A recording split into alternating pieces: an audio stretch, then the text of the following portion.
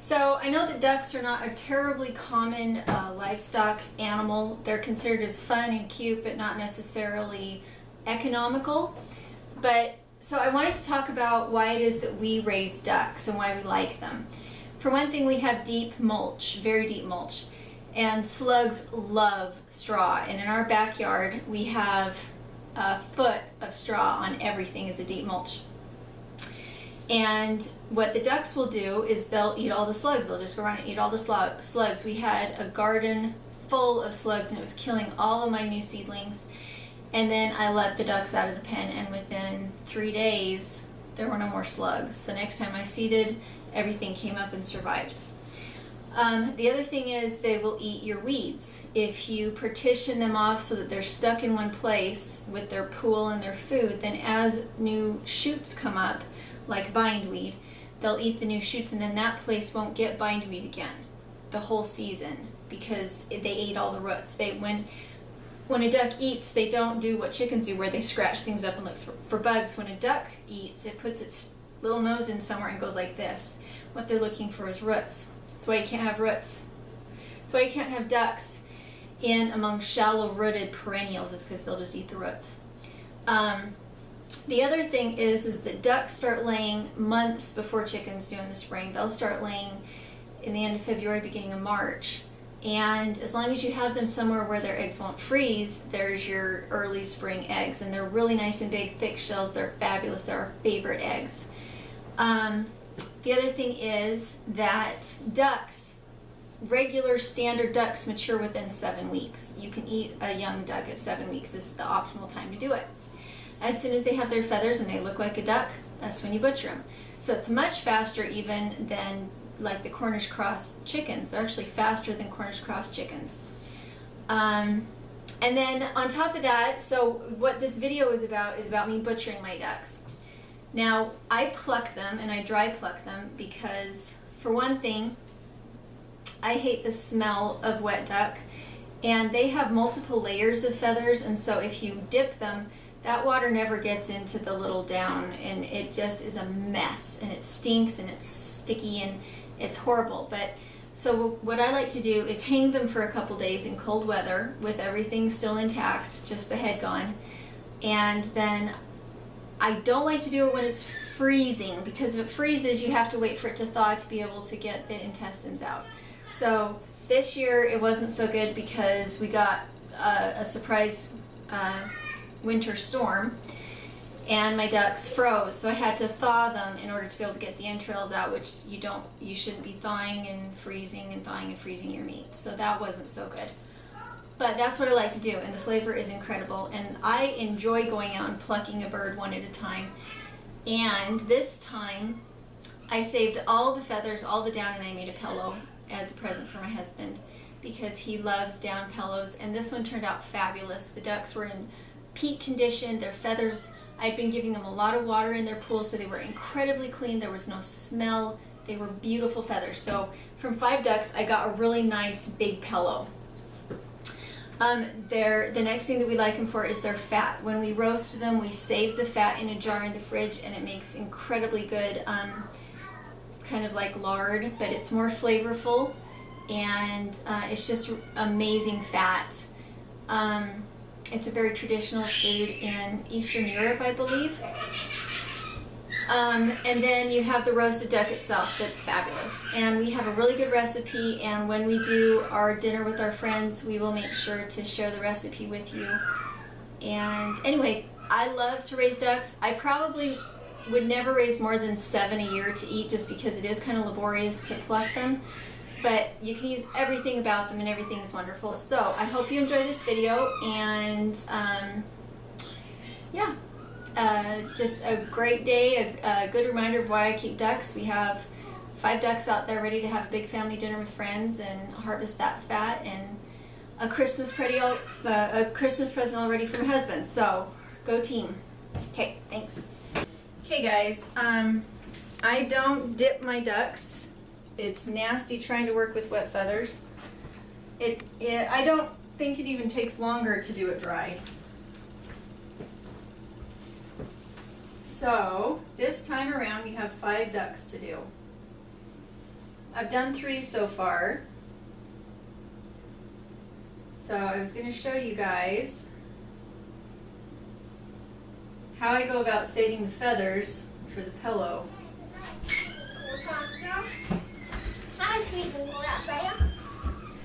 Okay, you have a garbage sack to put in the garbage in the bathroom right now. And you have school to get started. So come to the table where I can hear you, please.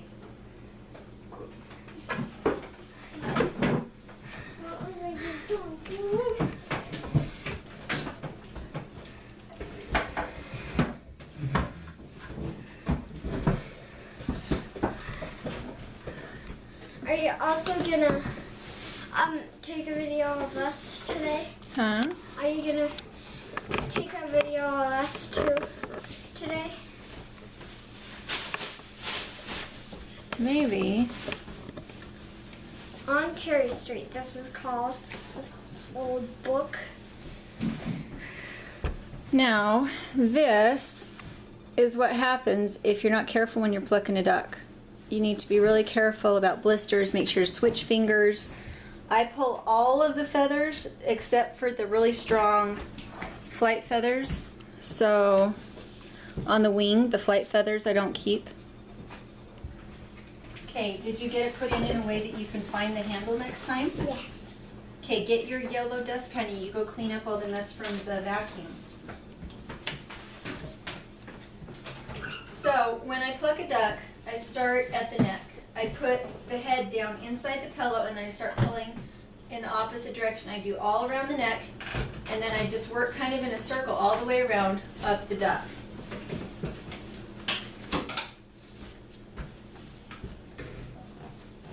If you don't want to save the feathers, you don't have to do it this way. But I want to save the feathers. I have a gift that I'm making for someone for Christmas. And so this I thought was a pretty good present. The feathers smell good, the ducks are clean, and it's something nice to do. I find it pleasant work, aside from the blisters. The ducks are completely frozen. They've been out in the summer kitchen. So once I have them plucked, I'm going to bring them in the house to thaw a little bit. And then once they've thawed a little bit, I will eviscerate them, take out the entrails, and then we'll probably smoke them in the summer kitchen. I'm going to show you guys what it looks like when you tear the skin. See that? That yellow stuff at the tip? So I need to pull that off before I can put it in the pillowcase. Because that will rot. What is it? Is it fat? Mm-hmm, fat and skin. Fat and skin. That's not good. If that happens, if you get fat or skin on your feathers, you just need to scale back, pull one feather at a time until it stops doing it. And the best way to do this is to try to get both layers at the same time. If you separate the layers out by trying to do the guard feathers, I'm not sure if you can see it, the guard feathers before you do the down, then the down gets really fluffy. But if you can get the down and the feathers, Kai, could you please stop? Thank you. Do you need to go in your room? Thank you. If you can get both at the same time, then the down sticks to the feathers and doesn't end up in the air. So this time when we butchered, I tried to get both down and feathers at the same time, and we ended up not even really having to vacuum at all because things stayed pretty clean. These larger feathers, I don't know what you can see through the chair. These larger feathers are easier to pull one at a time, but that's how I got my blisters, was by pulling those. So be really careful, give your fingers a break. Kaya, what are you supposed to be doing? It's much easier the further down in the bag you can get the bird. But at this point I am on my 4th bird, so it's quite full of feathers. and I'd rather that my feathers I've already plucked don't stick to the duck. So I have the duck. Paige, do you think you could do it a little quieter, please? So I have the duck pulled out further than I'd like on this one. Our one messy duck is a jumbo peking. So they're like a Cornish cross on a chicken, which means they are enormous and they grow really fast, really quick, and really big really quick, and they are ready to butcher in like 6 weeks. And that means that if you don't butcher them in 6 weeks, they're going to get to the point where they can't walk. And this guy definitely got to that place, and I feel bad about it. But he was a good one. Yeah, he was a good one. But because I like to let my ducks sit before I pluck them and before I eviscerate them, I don't want to do it in warm weather. And we bought them in the end of spring, which means by the time he was ready to pluck, we were in the heat of summer.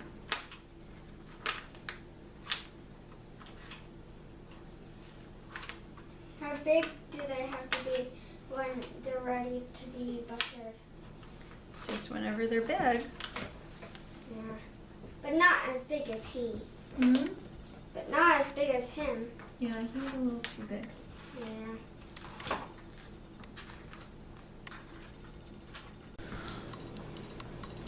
So when you're getting the finer fluff off, what you're doing is twisting. It's like you're rubbing your fingers together to get the last little bit off, and you have to do it gently so you don't tear the skin. But it is very much like just twisting. That's cool.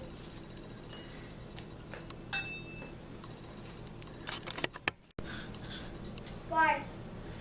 This is the pile of feathers that's left over from the 5 ducks. Let's see, how many were there? 1, 2, 3, yeah, 5. And this is the pillow. Once you have all your feathers in here, and it's really very nice. Once you have all the feathers in, you want to sew it up so they can't escape, and then you would put a pillowcase on the outside of it. And this will be Mr. Dirt's surprise Christmas present. He really likes pillows and he needs a new one. So, and it smells really good. It doesn't smell like anything. The feathers were incredibly clean. I didn't have to wash them or do anything with them. They're very, very clean. It smells good. There's no dust on them. There's no lice, no mites, no anything. So it's all perfect.